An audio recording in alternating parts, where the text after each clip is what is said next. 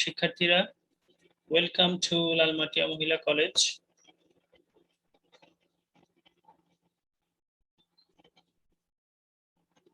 প্রিয় শিক্ষার্থীরা, আশা করি তোমরা সকলে অনেক ভালো আছো। সে আশা রেখেই আমি Mohammad Sohag Hossain, lecturer, department of finance and banking, Lalmatia Mohila college, তোমাদের মাস্টার্স ফাইনাল ইয়ারের ফাইন্যান্সিয়াল ডেরিভেটিভ সাবজেক্টটি নিয়ে আমি আলোচনা করছি। আজকে আমাদের এই সাবজেক্টটির ফার্স্ট অধ্যায়ের থার্ড লেকচারে আমরা দেখব কি আমরা আজকে ম্যাথ সমাধান করব। খুবই সহজ ম্যাথগুলো আমরা কিভাবে সমাধান করব দেখবা, তোমরা খুবই চমকের সাথে বুঝতে পারবা।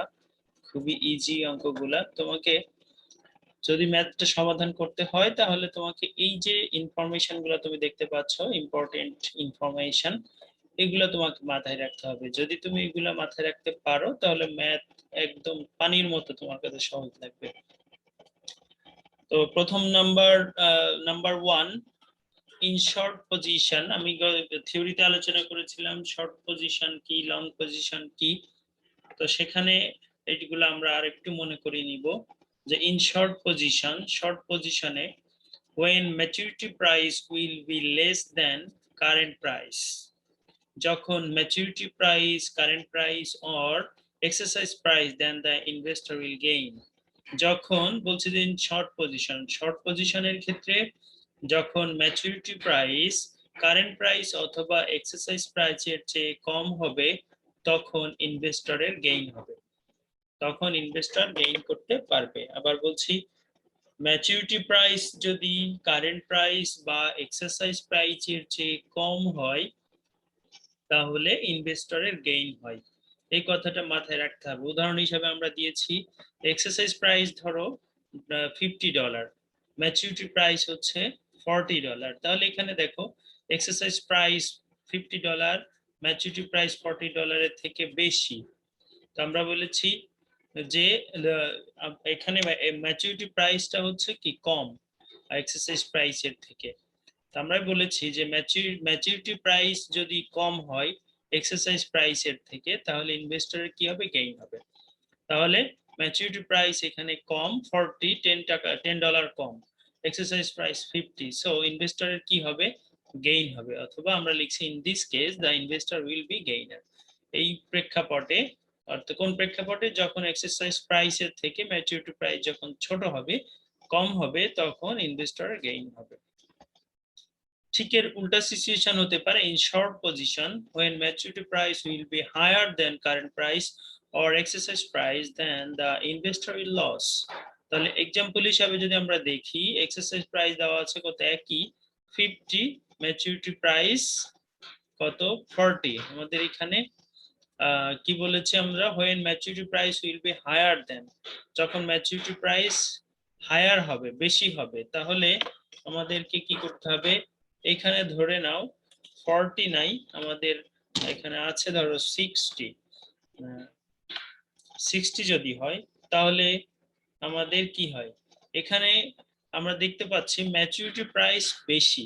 যখন ম্যাচুরিটি প্রাইস বেশি হবে, এক্সারসাইজ প্রাইস কম হবে, তখন আমাদের ইনভেস্টরের কি হবে, লস হবে। তাহলে exercise price then the investor will lose, যখন when maturity price will be higher than current price or exercise price, then the investor will lose। তাহলে আমরা এখানে দেখতেই পাচ্ছি maturity price বেশি, exercise price কম, তখন ইনভেস্টরের লস হবে। আরেকটা বিষয় মনে রাখতে হবে, এটা তোমরা হয়তো জানো যে 1 পাউন্ড অথবা $1 সমান 100 সেন্ট। আমাদের যেমন পয়সা, ওদের তেমন সেন্ট। 100 সেন্টে 100 সেন্টে 1 পাউন্ড হয় বা $1 হয়, এটা মনে রাখতে হবে। আর আমি যে ম্যাথগুলা করাবো সেই ম্যাথগুলা আমাদের বুক হচ্ছে জন সি হাল 8th এডিশন, 8 এডিশনের থেকে আমি অঙ্কগুলা দেখাচ্ছি তোমাদেরকে। এখানে আমি তুলে দিয়েছি একটা অঙ্ক, দেখতে পাচ্ছ জন সি হালের 8th এডিশনের নাম্বার 1.5, এই ম্যাথটি আমরা এখন দেখতে চাই। তো এখানে আমরা দেখতে পাচ্ছি an investor enters into a short forward contract to sell 1 lakh British pound for US dollars at an exchange rate of 1.4 US dollars per pound।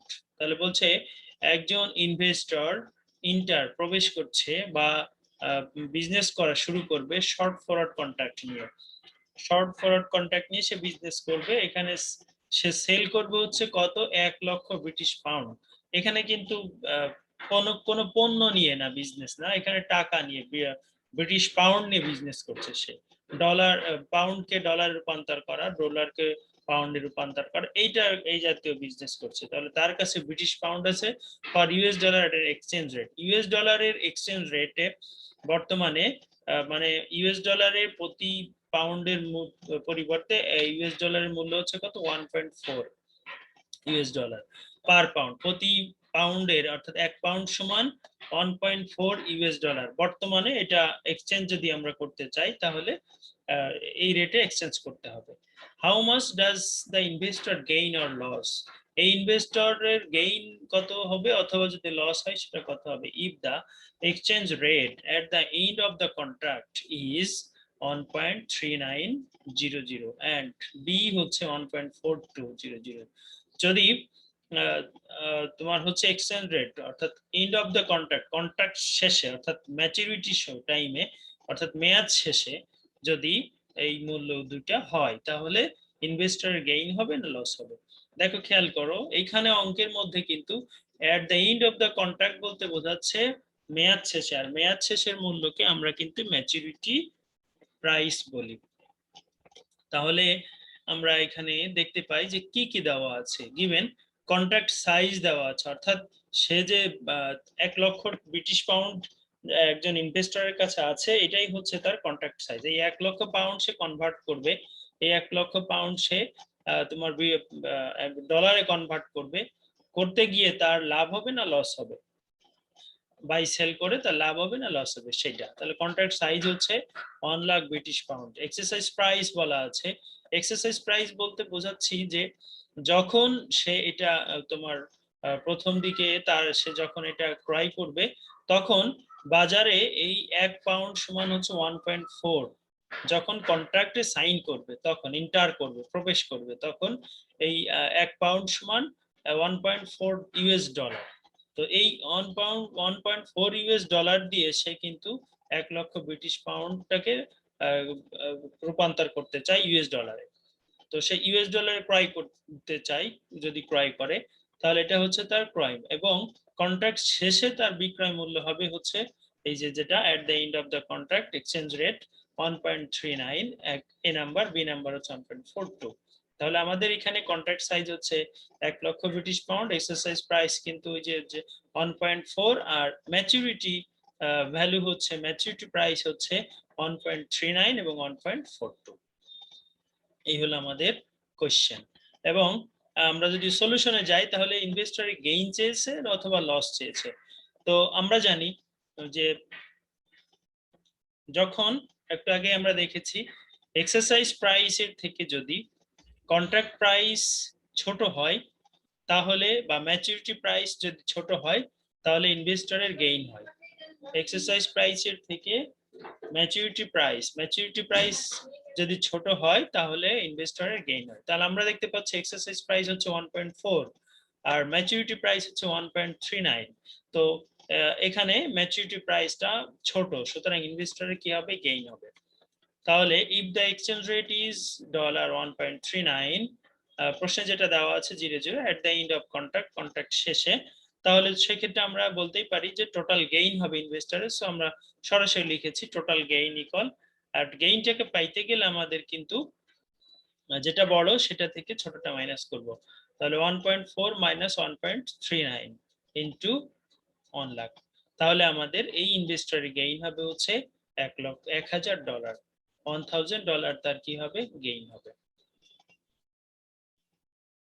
এরপরে চলে যাব আমরা, if the exchange rate is $1.42, যদি 1.42 ডলার হয় তাহলে আমরা দেখতে পাচ্ছি তোমার হচ্ছে এন্ডিং প্রাইস বা ম্যাচুরিটি প্রাইস হচ্ছে 1.42, যেটা কিনা আমাদের ইসের থেকে, এক্সারসাইজ প্রাইসের থেকে কি বড়। সুতরাং যখন এক্সারসাইজ প্রাইসের থেকে আমাদের তোমার হচ্ছে ম্যাচুরিটি প্রাইস বড় হবে, হায়ার হবে, তখন ইনভেস্টর লস হবে। So total loss equal 1.42 minus 1.40 into total contract size হচ্ছে তার 1 লাখ, তাহলে ক্যালকুলেশন করলে আমাদের আসে $2000 তার হচ্ছে কি লস হয়ে যাবে। খুবই সহজ অঙ্ক, শুধুমাত্র একটা জিনিস মাথায় রাখলেই কিন্তু অঙ্কটা তোমরা সহজেই ধরতে পারবা, বেশি সময় লাগবে না, মাত্র 5 মিনিটে অঙ্ক শেষ করে ফেলতে পারবা। এবং এখানে নাম্বার কিন্তু আমাদেরকে অনেক দেয়। তোমরা জানো ডেরিভেটিভস এর ম্যাথ গুলো সহজ, কিন্তু তুমি যদি ঠিক মতো করতে পারো, আর এগুলো অঙ্ক করতে গেলেও কিন্তু তোমার খুবই ইজি এবং টাইম কম লাগবে। আমরা দেখেছি যে স্টুডেন্টের 4 ঘন্টার মধ্যে 2 ঘন্টা 2.5 ঘন্টার মধ্যে পরীক্ষা শেষ হয়ে যায়, যারা ম্যাথ গুলা ভালোভাবে দিতে পারে এবং ভালো আয়ত্ত করতে পারে, বারবার প্র্যাকটিস করতে পারে। তাহলে পরবর্তীতে আমরা চলে যাব 2 নাম্বার অঙ্কে, একই জাতীয় অঙ্ক। বলছে traders enters into short cotton future contract.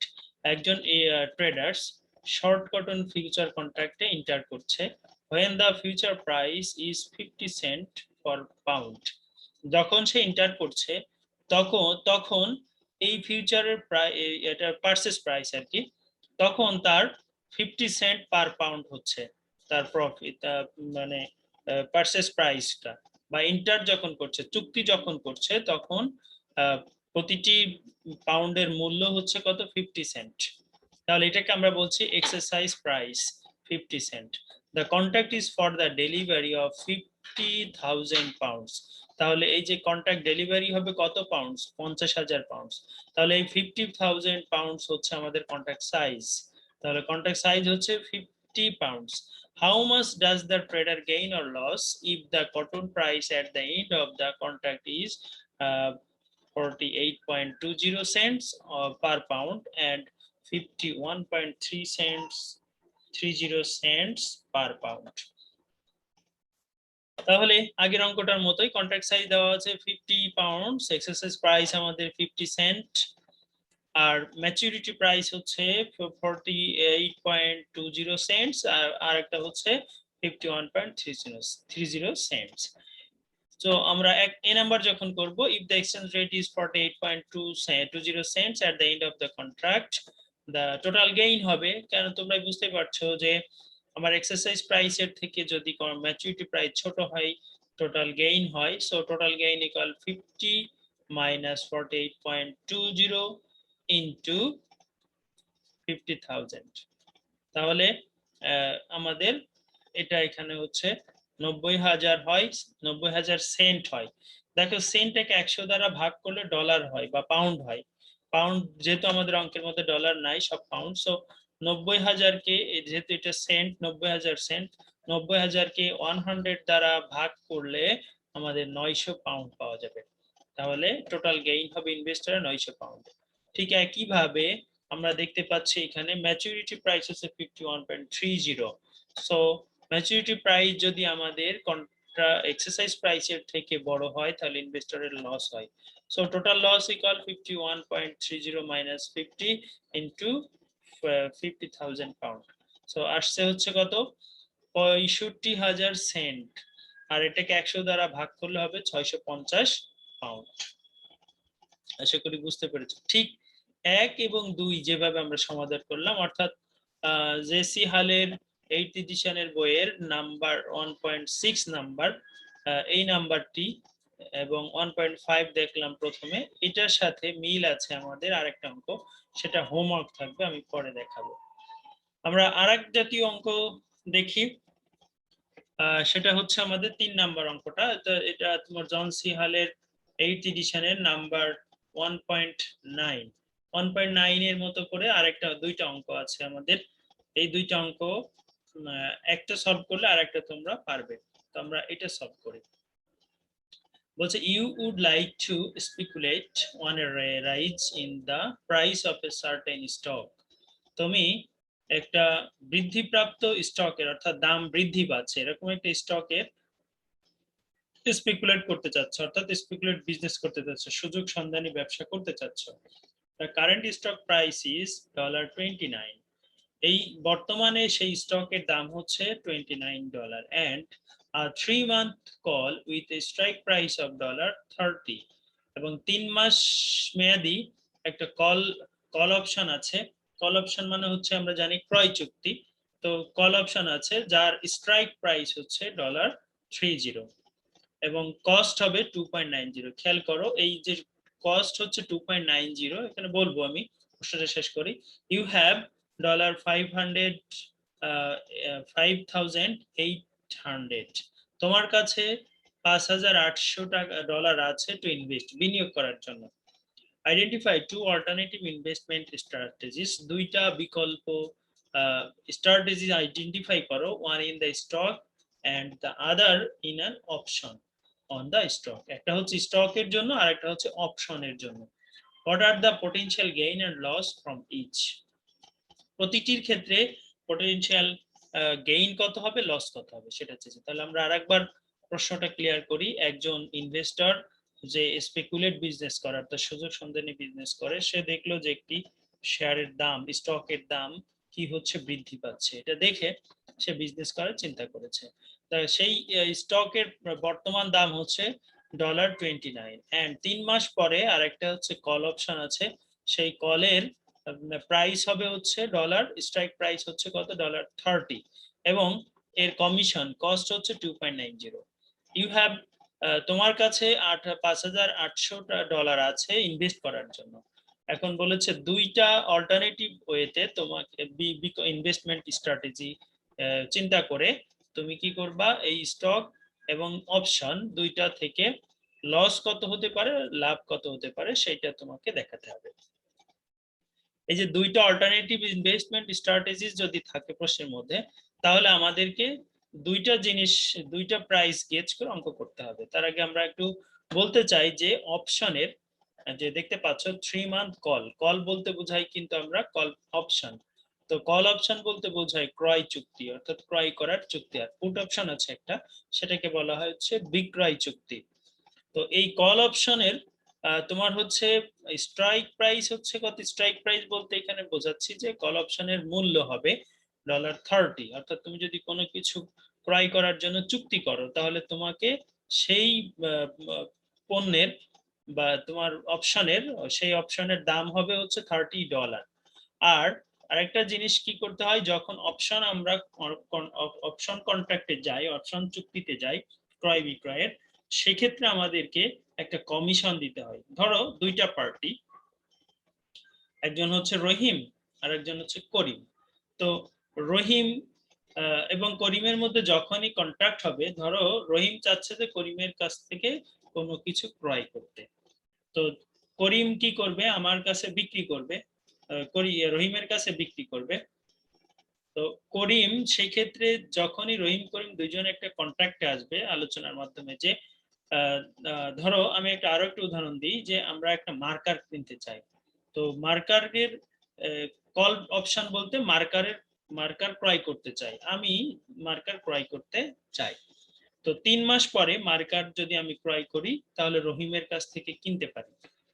যদি মার্কেটে দাম আমরা প্রিডিক্ট করে যে মার্কেটে দামটা বেড়ে যেতে পারে, সেক্ষেত্রে এখন ধরো একটা মার্কারের এখন দাম আছে $30, আমরা টাকা দিয়ে বুঝি 30 টাকা আছে, তো বা 35 টাকা আছে, ধরো 35 টাকা আছে একটা মার্কারের দাম, কিন্তু 3 মাস পরে হয়তো বা এটা দাম বেড়ে 45 টাকা হতে পারে। এই যে একটা প্রিডিক্ট করে যে ক্রেতা, সে চিন্তা করে 3 মাস পরে যদি আমি কিনতে চাই, তাহলে তো আমাকে 10 টাকা বেশি দিয়ে কিনতে হবে। সেজন্য এই অনুমানটা করে সে একটা কন্ট্রাক্টে যায়, যদি বেড়ে যায় তাহলে সে কার কাছ থেকে কিনবে, করিম নামে কোন একজন ব্যক্তির কাছ সাথে চুক্তি করলো। করিমকে যে বললো যে ভাই আমি চুক্তি করলাম, ধরো যে আপনি আমাকে 3 মাস পরে কিছু মার্কার ক্রয় করে দিবেন, কত টাকা নেবেন। সে আমাকে চুক্তিতে বললো যে আমরা এই যে তোমার হচ্ছে কত টাকায়, ধরো 35 টাকায় সে আমাকে বা 40 টাকায় সে আমাকে কিনে দিবে। ধরো আমরা কন্ট্রাক্টটা দুজন একটা নেগোসিয়েশন আসলাম যে 40 টাকায় সে কিনে দিবে। তো 3 মাস পরে কিনে দেওয়ার যে চুক্তিটা করলো, এই চুক্তিটা করার সময়ই করিম বলবে যে আপনি তো 3 মাস পরে নাও আসতে পারেন, তাহলে আমার এই কোন চুক্তির ভ্যালু কি হলো, এটা তো ভ্যালু হলো না। তো এটা নিয়মই হচ্ছে যে যখন তুমি এই কন্ট্রাক্টে যাবা, তখন তোমাকে রহিমকে একটা কমিশন দিয়ে আসতে হবে, যে আপনি আমাকে তাহলে $2.90 এখন দিয়ে যান, এটা কিন্তু আর ফেরত পাবেন না। আমি আপনাকে 3 মাস পরে গিয়ে $40 দিয়ে একটা কিছু মার্কার ক্রয় করে দিব। তাহলে স্ট্রাইক প্রাইস হচ্ছে ওই যে চুক্তি মূল্য, আমরা এদের এখানে 30 যদি হয় তাহলে চুক্তি মূল্য, আর চুক্তি করার সময় যে টাকাটা অ্যাডভান্স দিয়ে আসছে সেটাকে বলা হয় কমিশন। এই কমিশনটা আর কখনো ফেরত পাবে না বা বিবেচনা আসবে না, জাস্ট শুধু চুক্তিতে আবদ্ধ হলে অ্যাডভান্স দিয়ে আসছে 2.90। এটাই 2.90 কে অ্যাডভান্স তো বলে না, কমিশন বলে। এটা কিন্তু যে পারচেস করবে তার জন্য খরচ, তাহলে বা এটাকে বলে প্রিমিয়াম। তো এটাকে বলা হয় কল অপশন, প্রিমিয়াম হচ্ছে $2.90। এখন চিন্তা করো 3 মাস পরে গিয়ে এই কন্ট্রাক্টের ভ্যালু হয়েছে তোমার যে মার্কার তুমি কিনতে চাও সে মার্কারের ভ্যালু হয়েছে $45। তাহলে আমি করিমের কাছ থেকে ক্রয় করব, তার কাছ থেকে এই যে 30 তোমার ওর সাথে যে চুক্তি হয়েছিল আমার $40 দিয়ে, $40 ওকে দিয়ে ক্রয় করব।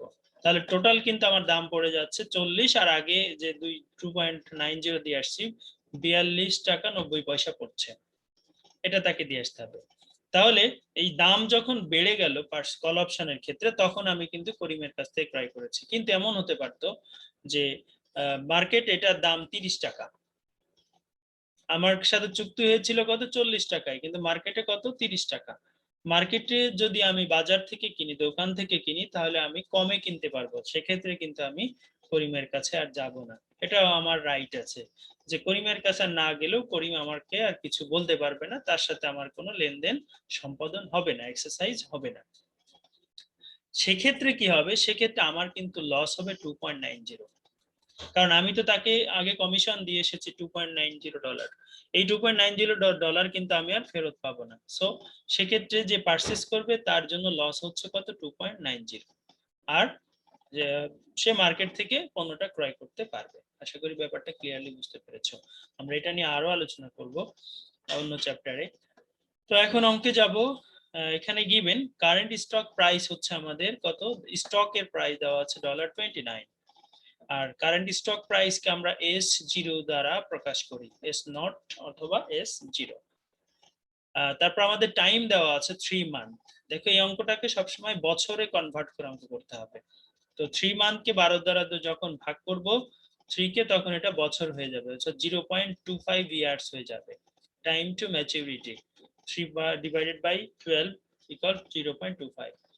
স্ট্রাইক প্রাইসকে আমরা কে দ্বারা প্রকাশ করি, সেটা হচ্ছে $30।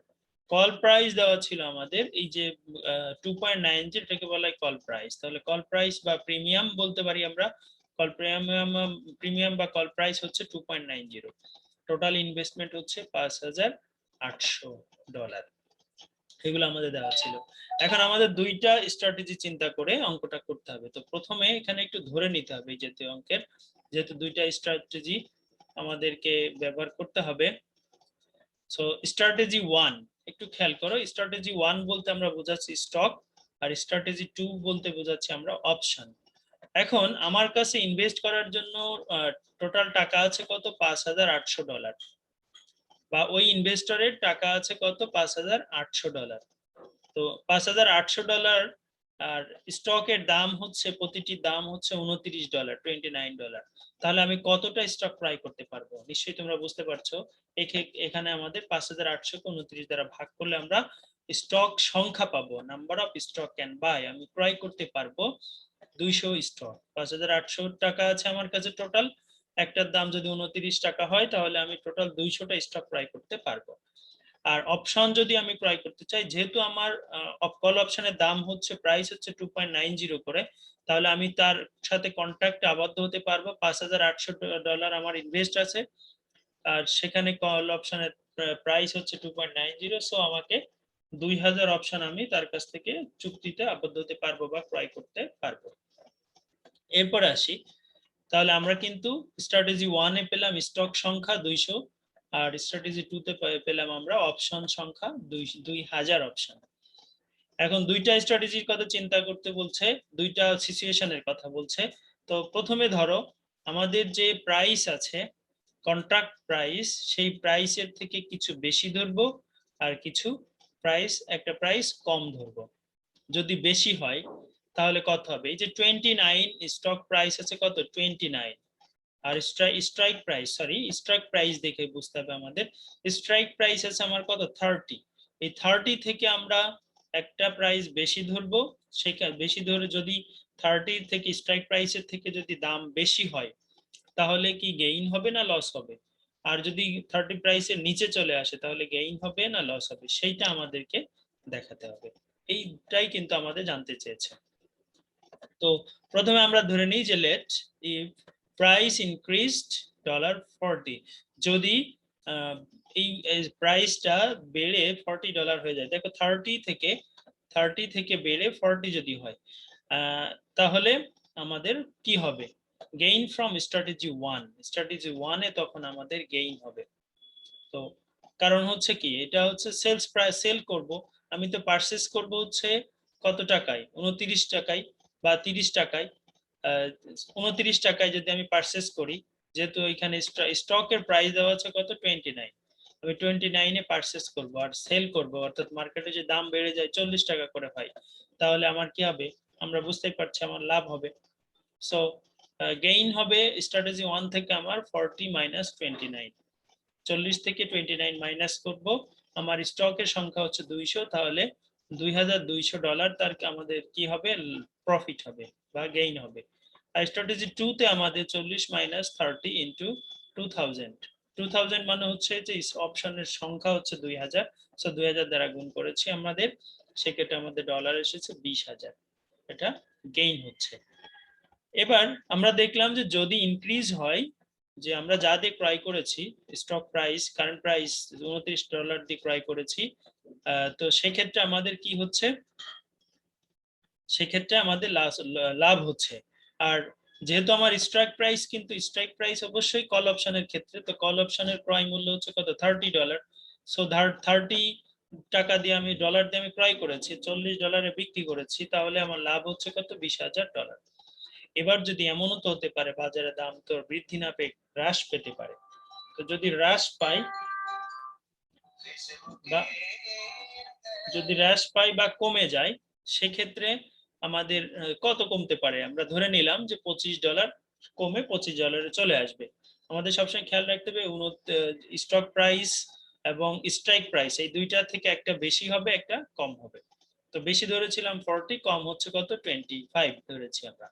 তো যদি আমার পারচেজ প্রাইস স্টকের ক্ষেত্রে ছিল হচ্ছে কত $29 আর সেলস প্রাইস হচ্ছে মানে বাজারে দাম এখন হ্রাস পেয়ে 25 হয়ে যায়, তাহলে আমার অবশ্যই লস হবে। সো লস ফ্রম স্ট্র্যাটেজি 1, তখন স্ট্র্যাটেজি 1 থেকে আমাদের লস হতে পারে 29 মাইনাস 25 ইনটু 200, যেহেতু আমার স্টক সংখ্যা 200, সো 200 দিয়ে গুণ করলে আমার ডলার $800 হচ্ছে আমার লস হবে।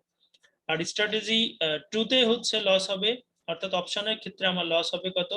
এইখানে একটু বোঝার আছে, দেখো এখানে কিন্তু আর মাইনাস করা হয়নি, যেহেতু বাজারে দাম কম, সো কল অপশনের ক্ষেত্রে আমরা কিন্তু ওই ব্যক্তির সাথে আমি যে বলেছিলাম না যে কন্ট্রাক্ট যে করেছি আমরা, ওর কাছে আমরা তো আর যাব না, কারণ ওর সাথে কন্ট্রাক্ট ছিল যে ও $30 আমাকে ক্রয় করে দিবে। কিন্তু বাজারে যদি আমি যাই তাহলে আমি তো $25 কিনতে পারবো, সেক্ষেত্রে আমি তো ওই ব্যক্তির সাথে আর কন্ট্রাক্টটা সম্পাদন করব না, বাট আমি তো তাকে দিয়ে আসছি কত $2.90, এইটা কিন্তু এই কমিশনটা প্রিমিয়ামটা আমি তাকে দিয়ে এসেছি, এটা কিন্তু আমি আর ফেরত পাবো না। সো আমার এইটাই তো লস, যেহেতু তাকে আমি তো অলরেডি দিয়ে ফেলেছি, এটা তো আর ফেরত পাচ্ছি না, তার কাছে আর আমি যাচ্ছি না যে আপনি আমার ডলার কি আমার মার্কার ক্রয় করে দেন বা আমার যে কন্ট্রাক্ট আবদ্ধ হয়েছে সেটা ক্রয় করে দেন, সেটা তো সে আমাকে কিনে দিচ্ছে না, আমি তার কাছে আর যাচ্ছি না, বাট আমি তাকে $2.9 দিয়ে এসেছি, সো এটাই হচ্ছে আমার তার জন্য লস। সো আমাদের এখানে লস হবে 2.90 ইন্টু 200, সুতরাং $5800 হচ্ছে লস হয়ে যাবে। আশা করি ব্যাপারটা ক্লিয়ার হয়েছে। এখানে আমার মনে হয় যদি কনফিউশন থাকে আমি আবার বলছি, যখন আমরা কল অপশনের ক্ষেত্রে কন্ট্রাক্টে আবদ্ধ হব তখন আমাদের $2.90 প্রিমিয়াম দিয়ে আসতে হয়, যার সাথে চুক্তিতে সম্পাদন করব তাকে, এইটা কিন্তু আর তুমি তার কাছে না গেলেও এটা আর ফেরত পাওয়া যাবে না। আমি যদি বিজনেস তার সাথে না করি তাহলে এটা ফেরত পাওয়া যাবে না। তো বাজারে যদি আমি কমে পাই তাহলে আমি মার্কেট দোকান থেকে ক্রয় করব, আমি ওই ব্যক্তির কাছ থেকে তো আর ক্রয় করব না। সুতরাং আমি তো আমার $25 যদি আমি বাজারে থেকে কোনো জিনিস কিনতে পাই, তাহলে আমি কেন $30 দিয়ে তার কাছ থেকে কিনবো? আমি তার কাছে আর যাব না। এটা আমাদের নিয়মই যে না গেলে আর কিছু বলার নাই, কেউ কিছু বলবে না। কিন্তু আমি যে তাকে প্রিমিয়াম দিয়ে এসেছি 2.90, এটাই হচ্ছে আমার এখানে লস। সো আমাদের এখানে 2.90 দ্বারা গুণ করতে হবে, এখানে আর কোনো মাইনাস করে দেখাতে হবে না। তাহলে আমরা এখানে দেখতে পাচ্ছি যে যদি শেয়ারের দাম স্টকের দাম বেড়ে যায় বা কল অপশনের দাম বেড়ে 40 হয়, সেক্ষেত্রে স্টক থেকে লাভ হবে $2200, আর হচ্ছে অপশন থেকে লাভ হবে $20000। আর যদি লস হয় মানে দাম কমে যায়, সেক্ষেত্রে লস হবে স্টক থেকে $800, আর তোমার হচ্ছে অপশন থেকে লস হবে $5800। এখন যদি তোমাকে একটা সিদ্ধান্ত দিতে বলে, যদি অঙ্কে চাই নাই কিন্তু চাইতে পারে যে তুমি কোনটা গ্রহণ করবা, তো সেক্ষেত্রে কিন্তু আমরা দেখতে পাচ্ছি যদি যে যখন যদি শেয়ারের দাম বেড়ে যায়, সেক্ষেত্রে কিন্তু আমরা অপশনটা গ্রহণ করব, কারণ অপশনে তখন গেইনটা বেশি হবে। আর যদি দাম হ্রাস পায়, সেক্ষেত্রে আমরা স্টকটা গ্রহণ করব, কারণ এখানে আমাদের লসটা কি হবে, কম হবে। আর এটা গ্রহণ করাও যদি আমাদের ঠিক হবে না, কিন্তু তারপরেও যদি বলে যে না অবশ্যই গ্রহণ করতে হবে যেখানে একটা, সেক্ষেত্রে আমরা এখানে লসটা কম, সো আমরা স্টকটা এখানে গ্রহণ করা উচিত। তো সেক্ষেত্রে আশা করি অঙ্ক দুইটি বুঝতে পেরেছো। আরেকটা বিষয় এখানে বলতে চাই যে বলে যাই যে অনেকে বলতে পারো যে স্যার আমি তো চাইলে এইখানে $40 ধরেছি, $40 নাও ধরতে পারি, কোনো সমস্যা না। তুমি যদি মনে করো যে না আমার এখানে কারেন্ট প্রাইস আছে 29 আর স্ট্রাইক প্রাইস আছে 30, এই দুইটার বেশি ধরবো, 35 ধরবো, হবে। কেউ যদি বলে না আমি 31 ধরবো, তাও হবে। কেউ যদি বলে না আমি 50 ধরবো, হবে, কোনো সমস্যা নাই। তুমি একটা বেশি দেখালেই হবে। আবার যদি এখানে কেউ যদি বলে যে আমি ডিক্রিজ 25 দেখাবো না, আমি 20 দিয়ে করবো, হবে। কেউ যদি বলেন আমি 15 দিয়ে করবো, তাও হবে। সো এখানে কোনো বাইন্ডিংস নাই, এটা জাস্ট অনুমান করে অঙ্কটা করতে হবে। তাহলে আশা করি ব্যাপারটি ক্লিয়ারলি বুঝতে পেরেছো প্রিয় শিক্ষার্থীরা।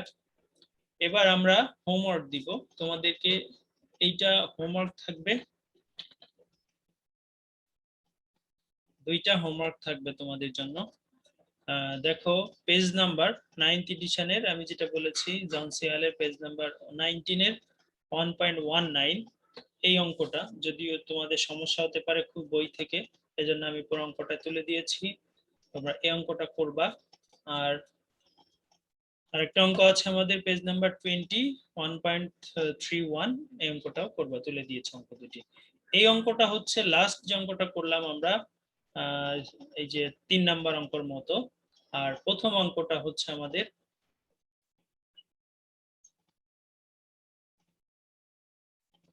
1.19 হচ্ছে আমাদের 1 এবং 2 নাম্বার অঙ্কের মতো, আর 1.31 হচ্ছে আমাদের 3 নাম্বার অঙ্কের মতো, সেম অঙ্ক।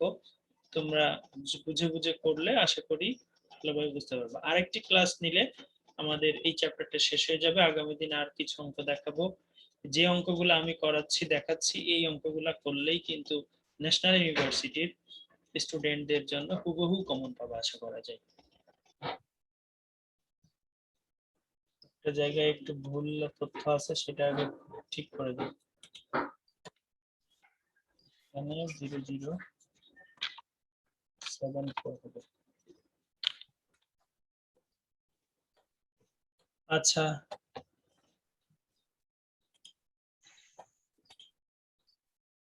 তো প্রিয় শিক্ষার্থীরা আজকে এই পর্যন্তই। তোমরা সবাই ভালো থাকো, সুস্থ থাকো, নিরাপদে থাকো, হাসি আনন্দ লেখাপড়ার মধ্যে থাকো। আল্লাহ হাফেজ।